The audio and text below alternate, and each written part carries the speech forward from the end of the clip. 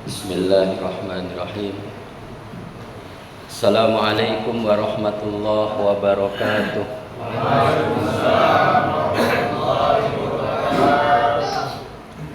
Alhamdulillahirabbil alamin. Wassalatu wassalamu ala asrafil anbiya'i wal mursalin Sayyidina wa maulana Muhammadin wa ala alihi wa sahbihi ajma'in. Qala Allah Ta'ala fil Qur'anil Karim. A'udzu billahi minasy syaithanir rajim. Bismillahirrahmanirrahim. Wa idza sa'alaka 'ibadi 'anni fa inni qarib ujibu da'watad da'i idza da'an falyastajibu li wal yu'minu bi la'allahum yarshudun. Shadaqallahul 'azim. Yang sama-sama kita muliakan, kita hormati guru kita, imam kita, Ustadz Anwar Sadat Dongoran SPDI. Yang sama-sama kita muliakan orang tua kita, para alim, para ustadz, para kiai, para buya yang hadir pada subuh hari ini, yang senantiasa kita ta'zimi. Bapak Ibu jamaah sholat subuh yang semoga senantiasa dirahmati Allah Subhanahu wa taala. Kita bersyukur kepada Allah Subhanahu wa taala. Allah masih panjangkan umur kita, Allah sehatkan badan kita, Allah luangkan waktu kita, Allah kumpulkan kita di tempat yang paling mulia. Maka itu suatu kenikmatan yang luar biasa. Kita patut bersyukur kepada Allah. Alhamdulillahirabbil alamin. Segala puji hanya milik-Mu ya Allah. Kami semua tak pantas dipuji. Engkau Rabb semesta alam. Kita bersolawat, Allahumma salli ala Sayyidina Muhammad wa ala ali Sayyidina Muhammad. Assalamu alayka ya Rasulullah. Kita aturkan kepada junjungan kita Rasulullah Muhammad sallallahu alaihi wasallam. Semoga kita bisa memperbanyak bersolawat kepada beliau. Semoga kita dapat mencintai beliau. Semoga kita dapat meneladani beliau. Semoga kita dapat berjumpa dengan beliau. Dan semoga kita mendapatkan syafaat beliau. Allahumma salli ala Sayyidina Muhammad wa ala ali Sayyidina Muhammad. Assalamu alayka ya Rasulullah. Bapak Ibu yang dirahmati Allah Subhanahu wa taala, tadi Ustadz Anwar bisikkan ke saya, pagi hari ini tak ada minum Ustadz. Saya tanya, kenapa tak ada minum Ustadz? Tak dijawab lagi. Sebuah hari ini spesial, biasanya ada minum, kita tak ada minum.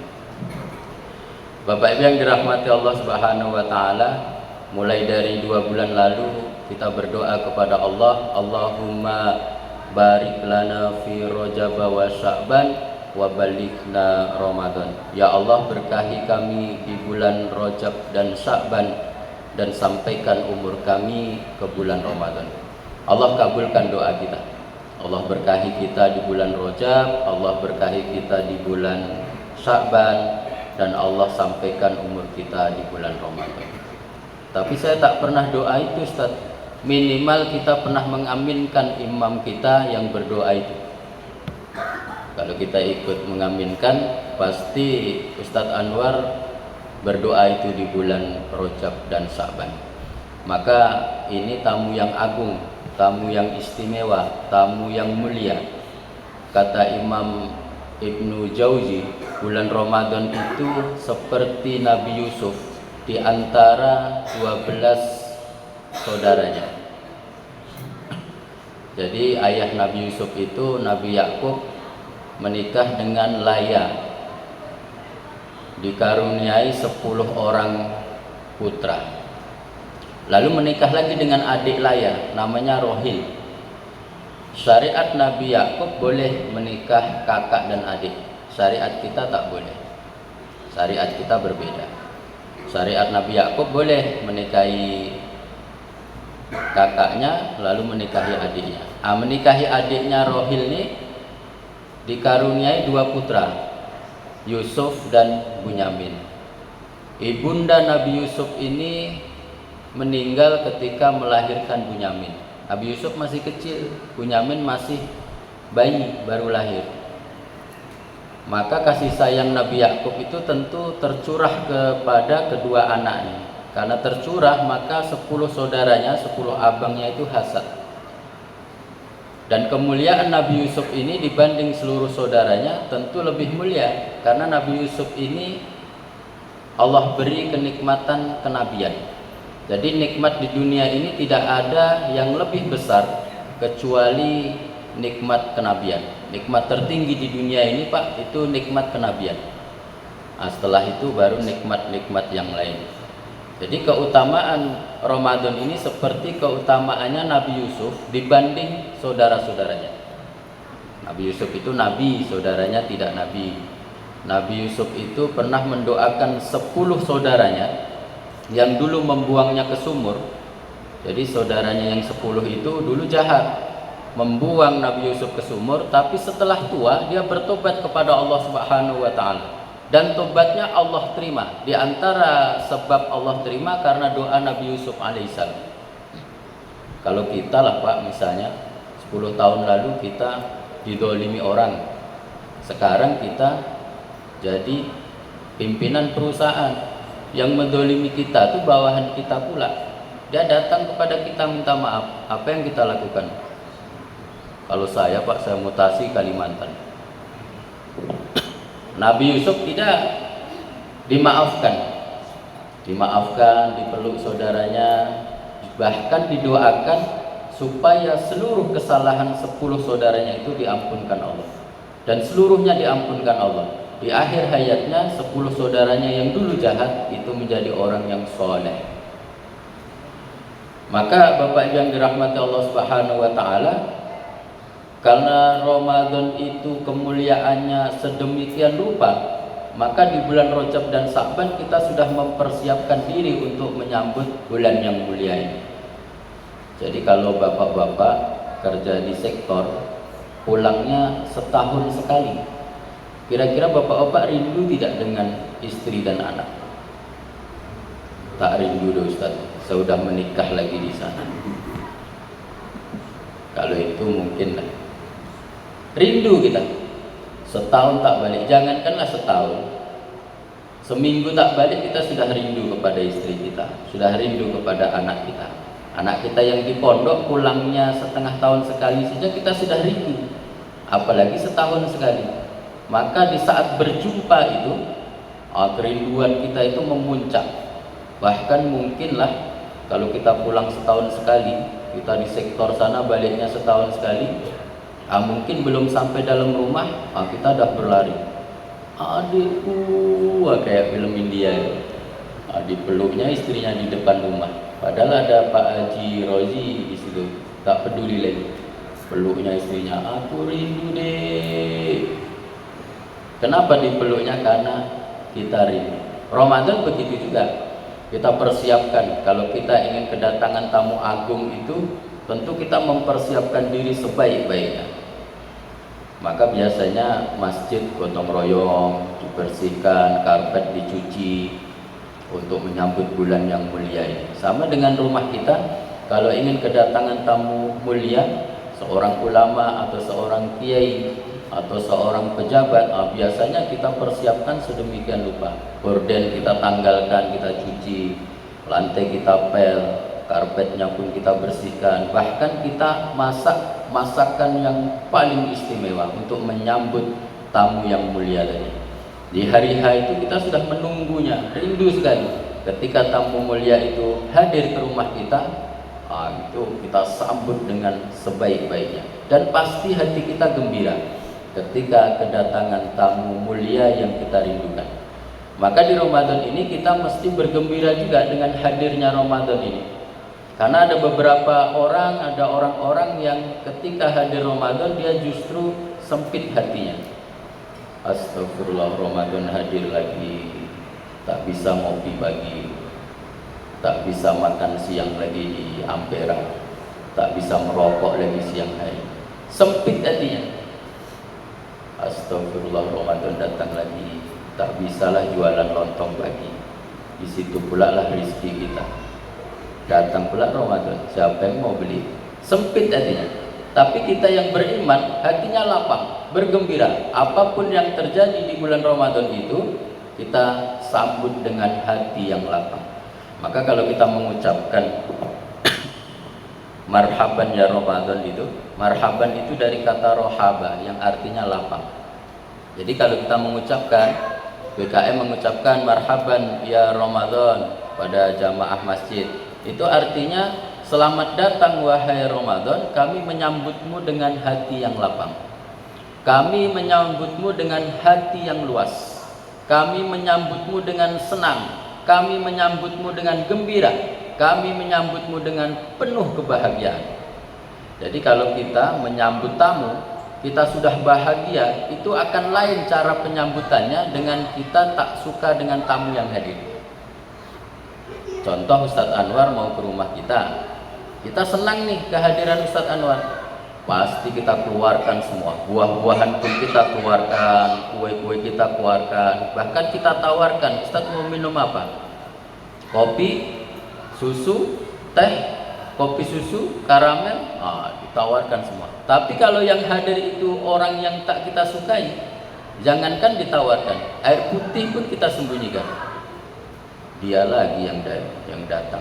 Dah tiap hari dia datang. Tak bosan-bosan pula dia hadir ke rumah kita. Tak usah lagi keluarkan minuman deh, tak usah keluarkan makanan. Penyambutannya berbeda. Jadi kalau kita senang menyambut Ramadan ini, maka kita beribadah ini dengan penuh kegembiraan. Bapak Ibu yang dirahmati Allah Subhanahu wa taala, kenapa kita bergembira di bulan Ramadan ini? Di bulan Ramadan ini Allah wajibkan berpuasa. Ayatnya semuanya kita sudah hafal, karena setiap tahun ayat ini diulang-ulang mengingatkan kepada kita. Ayatnya sudah hafal, artinya sudah hafal, bahkan letak suratnya dan ayat berapa kita sudah hafal. Quran surah Al-Baqarah ayat 183. A'udzu billahi minasyaitonir rajim. Ya ayyuhalladzina amanu kutiba alaikumusiyam kama kutiba alal ladzina min qablikum la'allakum tattaqun. Di bulan Ramadan ini Allah wajibkan berpuasa. Di bulan lain tidak. Di bulan lain kalau kita mau puasa sunnah itu lebih bagus. Kalau tidak, tak Allah wajibkan. Tapi di bulan Ramadan Allah wajibkan. Allah panggil dengan panggilan kasih sayang. Ya ayyuhalladzina amanu, itu khusus orang-orang yang beriman. Khusus dia. Khusus orang yang mempunyai iman. Maka kita jangan iri kalau Ramadan siang hari ada rumah makan buka dan dia ramai didatangi orang, tak nampak mukanya tapi nampak kakinya. Wah, keluar dari situ seger-seger wajahnya. Kita jangan iri. Kok dia bisa nggak berpuasa? Kok aku puasa? Ya mungkin dia tidak dalam bahasa Allah Subhanahu wa taala. Imannya mungkin kecil. Maka yang Allah panggil ini orang yang beriman dan mempunyai keimanan yang kuat. Ini adalah panggilan kasih sayang. Kalau di kampung Ustadz Anwar mungkin ini ucok, gitu. Kau puasa besok ya cok, gitu. Kalau kampung Pak Haji Rozi mungkin tole. Kalau orang kita di Sumbar buyuang. Kalau orang Pelalawan nantan. Kalau orang Betawi entong. Ini panggilan kasih sayang. Kita bersyukur kita dipanggil Allah dengan panggilan kasih sayang. Karena Allah mencontohkan memanggil dengan panggilan kasih sayang. Nabi SAW juga memanggil orang, memanggil istri beliau dengan panggilan kasih sayang. Ya Humaira. Karena memang istri beliau itu wajahnya putih, putih kemerah-merahan. Kalau istri kita hitam, jangan dipanggil ya Humaira. Nanti Ustadz Arwah dengar, kita malu. Istri kita hitam, ya Humaira. Ustaz Anwar pas lewat dengar, astagfirullah, hitam dipanggil ya Humaira. Sesuaikanlah. Kalau hitam jangan Humaira, panggillah si manis. Manis kan senang hatinya. Panggil kucing. Nah itu pula sekarang manis dijadikan nama kucing ya Pak. Padahal itu panggilan kasih sayang. Kalau istri kita kurus, tinggi, jangan panggil si kurus, itu menyakiti hatinya. Panggillah si langsing. Jadi kalau dia bertanya, bang, aku kurus ya bang? Engkau tak kurus deh, engkau langsing.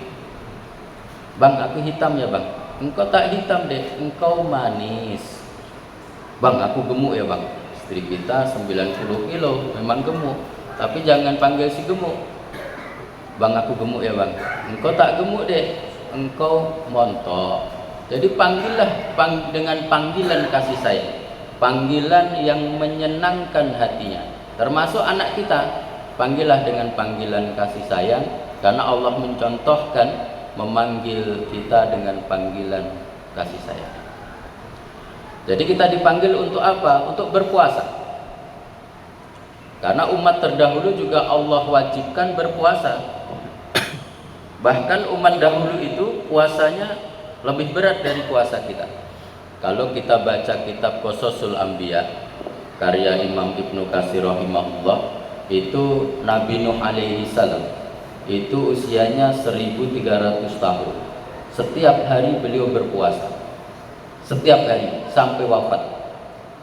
Kalau syariat itu diterapkan kepada kita, nah kita mungkin tak kuat, tak sanggup itu.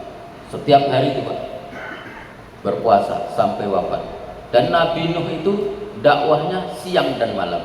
Siang beliau berdakwah, berjalan mengajak orang kepada Allah Subhanahu wa taala dalam kondisi berpuasa. Tak pernah tidak puasa sampai beliau wafat. Oh, hebat tuh. Kalau ini diwajibkan kepada kita, antara kita sebulan ini aja kadang ngos-ngosan. Tidur habis subuh, habis duha tidur, saking lamanya tidur terdengarlah Ustaz Anwar azan. Allahu Akbar, Allahu Akbar. Apakah itu azan maghrib? Nah, kata yang tersebar di WA itu, tidak bang, itu azan zuhur. Subhanallah, mirip sekali. Jadi yang dirindukan cuma azan maghrib. Karena yang beda itu memang cuma azan subuh. Kalau azan yang lain kan sama, zuhur, asar, maghrib, isya. Habis zuhur tidur lagi, terdengarlah azan asar. Apakah itu azan maghrib? Tidak bang, itu azan asar. Subhanallah, mirip sekali. Aku merindukan azan maghrib. Bapak Ibu yang dirahmati Allah Subhanahu wa taala, puasanya Nabi Daud alaihissalam itu sehari puasa, sehari berbuka. Sehari puasa, sehari berbuka. Itu pun kalau diwajibkan kepada kita, kita mungkin pun tak sanggup, berat. Tapi ada orang-orang yang sanggup berpuasa Daud, termasuk Ketua IKADI Kabupaten Pelalawan, Ustadz Agus Gufron Tamami. Itu amalan, salah satu amalan istimewa beliau adalah puasa Daud. Sehari puasa, sehari tidak. Dan itu beliau lakukan sudah lama sekali, sampai hari ini. Jadi itulah salah satu amalan istimewa beliau. Kalau saya belum sanggup, berat. Apalagi kalau ada undangan makan.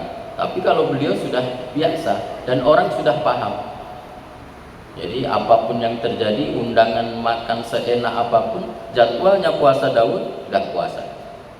Dan orang sudah tahu. Jadi tidak memaksa lagi. Kalau undangan ya hadir, tapi tak makan. Nah, model gitu. Itu pun berat kalau diwajibkan kepada kita. Puasanya Siti Maryam. Siti Maryam itu ibundanya Nabi Isa alaihissalam, putri dari Imran dan Hana. Imran yang Allah abadikan dalam Quran surah Imran, itulah ayahnya Siti Maryam. Saking hebatnya Allah abadikan menjadi salah satu nama surah dalam Al-Quran. Dan Siti Maryam namanya juga Allah abadikan dalam salah satu surah dalam Al-Quran, surah Maryam. Itu puasanya sama seperti kita, tak boleh makan, tak boleh minum, Ditambah tak boleh ngomong. Nah ini berat juga. Kita ini Pak sanggup tak makan, sanggup tak minum, tapi tak sanggup untuk tidak ngomong. Susah itu. Ditambah mohon maaf, di malam hari tak boleh berhubungan suami istri. Berat juga. Kalau ini pun diwajibkan kepada kita, berat. Tak boleh ngomong. Di tempat kerja mau menginstruksikan kepada bawahannya, gimana caranya? Tak boleh ngomong. Kita mau nyuruh istri kita nanti sore masak kolak ya deh, tak bisa ngomong. Kalau sekarang mungkin iyalah bisa di WA. Kalau zaman-zaman dulu tak ada WA, orang tua kita kadang tak bisa menulis, tak bisa membaca, susah kalau ini diwajibkan kepada kita. Maka puasa kita itu sekarang adalah puasa yang paling mudah dan paling ringan. Tapi walaupun paling mudah dan paling ringan, tetap berat juga. Bagi kita yang bekerja berat, itu kalau siang hari berpuasa itu memang luar biasa hausnya. Kalau kita jam 2 siang lah keliling ke Kerinci pakai sepeda motor, itu nengok Pertalite di pinggir jalan yang ada di Aqua itu udah mirip sirup, Pak. Saking panasnya. Wah, itu menggoda jiwa. Padahal itu Pertalite, tapi perasaannya sudah seperti sirup. Kalau kita yang keluar dari masjid ini, masjid sudah ber-AC, sampai rumah ber-AC, pergi ke tempat kerja naik mobil ber-AC, mungkin tak begitu terasa. Tapi bagi saudara kita yang kerjanya manen sawit, kerja bangunan, apalagi kerja yang ngecor jalan koridor RAPP ini, kalau berpuasa itu cobaan yang paling besar.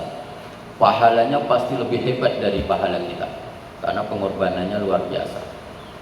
Ngecor jalan, itu kalau udah jam 6 berkunang-kunang juga mata, Pak. Susah membedakan mana kurma, mana kecoa.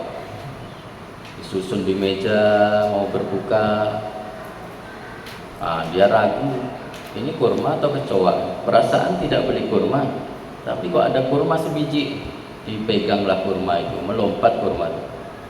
Baru yakin dia bahwa itu kecoa. Saking beratnya puasa, sudah berkunang-kunang matanya. Maka Bapak Ibu yang dirahmati Allah Subhanahu wa taala, Allah wajibkan kita berpuasa karena orang-orang dahulu juga Allah wajibkan berpuasa untuk mengangkat derajat kita, supaya kita menjadi orang yang bertakwa kepada Allah Subhanahu wa taala. Kenapa kita diwajibkan berpuasa? Puasa itu banyak keistimewaannya. Bagi orang yang berpuasa, yang pertama Allah beri 2 kebahagiaan. Kebahagiaan pertama Allah berikan di dunia, kebahagiaan kedua Allah berikan di akhirat. Kebahagiaan pertama itu ketika berbuka. Bapak kalau berbuka kira-kira seneng atau sedih? Ustadz Anwar udah azan maghrib. Ngapa cepat betul nih? Aku masih kuat nih. Kan rasanya nggak ada. Kita jam 5 aja dah nengok jam. Lambat kali, apalagi setengah 6. Jarumnya nanjak ke atas berat, lambat kali. Pantaslah lambat, dia nanjak. Maka Bapak Ibu yang dirahmati Allah, kebahagiaan kedua itu Allah berikan ketika perjumpaan kita dengan Allah Subhanahu wa taala. Maka menjadi rahasia pahala orang yang berpuasa. Kalau pahala sholat berjamaah sudah tahu kita, semuanya sama, kita dapat sama subuh ini insyaallah. Baca Al-Quran sudah tahu, setiap hurufnya Allah beri pahala 10. Tapi di bulan Ramadan Allah kalikan lagi 10. Kita sudah tahu. Jadi kalau kita baca Bismillahirrahmanirrahim, Yasin, 200 pahala untuk di bulan Ramadan. Di bulan lain 20. Jadi di bulan Ramadan ini Allah lipat gandakan lagi 10 kali lipat. Wal Qur'anil Hakim, innaka laminal mursalin. Bapak hitung sendirilah berapa pahala Bapak. Tapi saya tak sempat sepanjang itu, saya sempat 1 huruf aja. Bacalah 1 huruf. Bismillahirrahmanirrahim. Nun, sadaqallahul azim. Tapi tak pernah orang baca Al-Quran satu huruf, kecuali memang kebelet betul, kebelet ke WC. Kita sudah berwudu, ambil mushaf, masa iya satu huruf? Apalagi di bulan Ramadan yang pahalanya Allah lipat gandakan berkali-kali lipat. Maka puasa ini pahalanya menjadi rahasia. Setiap kita ini berbeda, tak ada yang sama, tergantung kualitas puasa kita. Maka kebahagiaan yang kedua itu ketika kita berjumpa dengan Allah Subhanahu wa taala, Allah nampakkan pahala puasa itu, kita senang, kita bahagia, kita tidak malu kepada Allah ketika Ramadan ini kita menjalankan ibadah puasa. Karena banyak orang-orang yang tak sanggup berpuasa, walaupun badannya besar, walaupun jogging tiap hari sanggup, tapi berpuasa ini banyak yang tak sanggup. Sepreman apapun orang itu kalau tak makan letoy, Pak. Kalau kayak kenyang dia garang, tapi ketika tak dikasih makan sehari, hilang garangnya. Setelah berbuka baru hadir lagi garang. Dan orang yang berpuasa itu doanya Allah ijabah, Allah kabulkan. Apalagi di bulan Ramadan ini Allah buka waktu mustajab 24 jam, siang dan malam. Kalau di bulan lain hanya waktu-waktu tertentu antara azan dan iqomah, itu pakailah untuk banyak-banyak berdoa. Di hari Jumat itu waktu mustajab, ketika musafir bepergian itu waktu mustajab, ketika turun hujan itu waktu mustajab, habis sholat fardu itu waktu mustajab. Tapi di bulan Ramadan itu siang dan malam, 24 jam waktu mustajab. Maka manfaatkan untuk memperbanyak berdoa kepada Allah Subhanahu wa taala. Kalau kita takut lupa, dicatat. Permintaan saya banyak Pak Ustaz, ada 100 nih, catat saja, bacakan saja. Mengadu kepada Allah Subhanahu wa taala. Sampaikan keluhan-keluhan kita kepada Allah Subhanahu wa taala. Tak usah disampaikan di status. Kalau di status nanti orang yang tak suka dengan kita, dia tepuk tangan. Karena pasti ada orang yang tak suka dengan kita. Jangankan kita, Nabi Shallallahu Alaihi Wasallam saja banyak orang yang tak suka. Apalagi lah kita. Kalau kita posting di status, kacau. Sudah jatuh tempo kredit Innova saya, tapi duit belum terpegang. Orang yang tak suka baca itu tepuk tangan dia. Kan dah ku bilang kemarin, kalau tak sanggup kredit Innova itu tak usah kredit. Langsung dia ngomong-ngomong, Pak Haji Rozi itu kan kredit Innova, udah aku bilang dari awal. Itu kan nulis status tuh, tak bisa ngangsur dia katanya. Gitu. Maka tak usah, adukan langsung kepada Allah Subhanahu wa taala. Sampaikan saja, ya Allah, kredit Innova sudah jatuh tempo. Engkau maha kaya ya Allah, hamba yakin engkau mampu memberikan solusinya. Nabi Zakaria kan itu disampaikan, ya Allah, saat minta anak, tulangku telah lemah. Padahal Allah tahu tulangnya telah lemah, tapi tetap beliau sampaikan. Memang itu adabnya. Ya Allah, tulangku telah lemah, rambutku telah memutih, dan istriku pun mandul ya Allah. Dia sampaikan kepada Allah, istrinya mandul, tak bisa punya keturunan, tapi dia tetap berdoa kepada Allah. Kok dia tetap berdoa padahal sudah tahu istrinya mandul, tak bisa punya anak, kok tetap berdoa minta anak? Karena segala sesuatu itu bagi Allah mudah.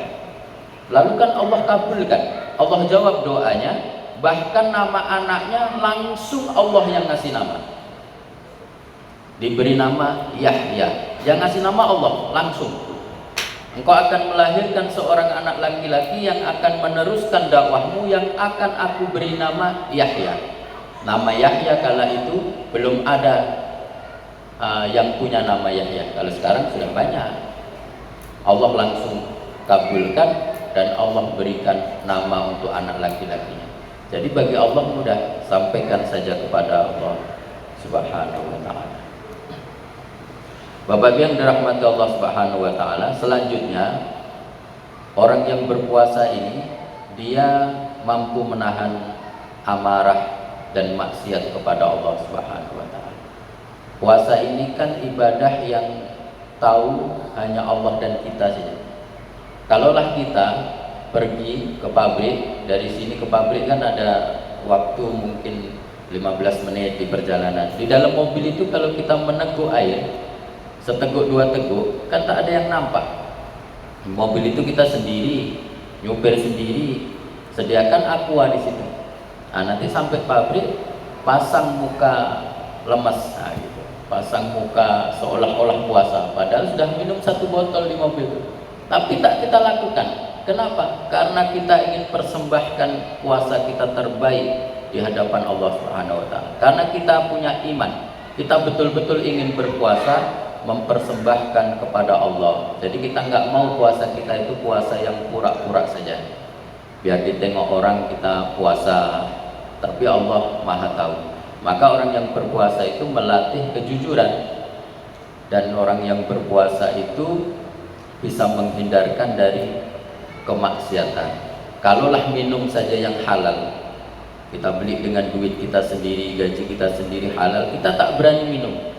Apalah lagi kita berbuat maksiat, mencuri, menggunjing, menghibah, memfitnah, tentu jauh dari hal itu. Maka orang yang berpuasa itu terhindar dari itu semua. Selama ini mulut kita busuk karena kita sering menggunjing saudara kita. Jadi Bapak Ibu yang dirahmati Allah, kenapa mulut orang berpuasa itu harum? Yang bisa mencium itu malaikat. Jadi malaikat itu mencium mulut kita di saat berpuasa itu harum sekali. Malaikat mendekat, malaikat rahmat mendekat. Tapi sekali saja kita berbohong, itu bau busuk sekali. Malaikat rahmat lari sejauh-jauhnya. Kita tak mencium itu. Yang bisa mencium malaikat. Tapi besok di padang mahsyar kita bisa mencium harumnya mulut orang yang berpuasa. Besok di padang mahsyar akan ketahuan. Wah, ini mulut-mulut orang yang berpuasa itu harum sekali. Sekarang kita tidak. Jangan pula sekarang kita jam 12 siang, Bang, tolong cium bau mulutku Bang, katanya lebih harum dari bau kasturi. Pingsanlah kawan kita Pak. Mencium. Nah, yang bisa mencium harumnya sekarang itu malaikat. Maka kalau kita berbohong, kita berdusta, kita menggunjing, bahkan kita memfitnah, itu bau busuk sekali.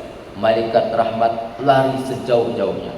Maka bagaimana mungkin hidup kita bisa berkah kalau kita sering berbohong, kalau kita sering memaki orang, kalau kita sering menggunjing, kalau kita sering menfitnah. Karena mulut kita bau, malaikat rahmat tak mau dekat. Maka tak ada keberkahan dalam keluarganya. Hidupnya gersang, walaupun duitnya banyak, tapi hidupnya tak tenang. Di tempat kerja marah saja, di rumah marah saja. Pokoknya yang dia lihatnya salah saja semua. Orang lain salah semua, dia saja yang benar. Jadi ibarat kawan saya pernah mengumpamakan ada tai ayam nempel di hidung katanya. Begitu dekat dengan Pak Haji Rozi bau tai ayam. Lalu dia pergi lagi jumpa dengan Ustadz Anwar. Ustadz Anwar pun bau tai ayam. Jumpa lagi dengan bapak-bapak yang lain, dia bilang semua orang bau tai ayam. Dia pulang ke rumah jumpa istri, istrinya pun bau tai ayam. Jumpa anaknya bau tai ayam. Padahal di hidung dialah tai ayam. Dia tak tahu. Jadi dia menganggap semua orang itu salah. Padahal tai ayamnya ada di hidung dia. Setelah dia tahu tai ayam di hidung, astagfirullah, banyak aku yang bau tai ayam. Barulah dia beristighfar. Tapi kebanyakan kita tak sadar bahwa sebetulnya kesalahan itu ada pada diri kita. Maka sebaik-baiknya itu seperti Ustadz Luqmanul Hakim itu mengibaratkan mata kita menjadi mata lebah. Memandang semuanya menjadi indah, memandang semua menjadi baik, semua orang baik, kita yang enggak baik. Jangan menjadi mata lalat. Mata lalat itu memandang semua orang busuk, semua orang buruk, hanya dialah yang baik. Dan lalat hanya mau menempel di tempat-tempat busuk. Lebah dia menempel di tempat-tempat yang indah. Bapak Ibu yang dirahmati Allah Subhanahu wa taala, dan orang yang berpuasa ini dia diberikan kesabaran oleh Allah Subhanahu wa taala. Maka biasanya kalau kita sedang berpuasa, ada orang mencela kita, kita sabar. Kata istrinya, "Bang, kenapa abang sabar?" "Biar aja lah deh, biar Allah nanti yang membalas. Kita sedang berpuasa." Jadi tak abang balas, abang balas setelah tarawih nanti. Tengoklah. Nah, itu sama aja. Jadi kalau kita sabar, ya udah. Kita sabar, kita serahkan kepada Allah. Puasa ini melatih kita untuk terus bersabar. Bersabar dalam ketaatan, bersabar ketika dapat musibah, dan bersabar menjalankan perintah Allah Subhanahu wa taala. Ujungnya Allah menginginkan kita menjadi hamba Allah yang bertakwa kepada Allah Subhanahu wa taala.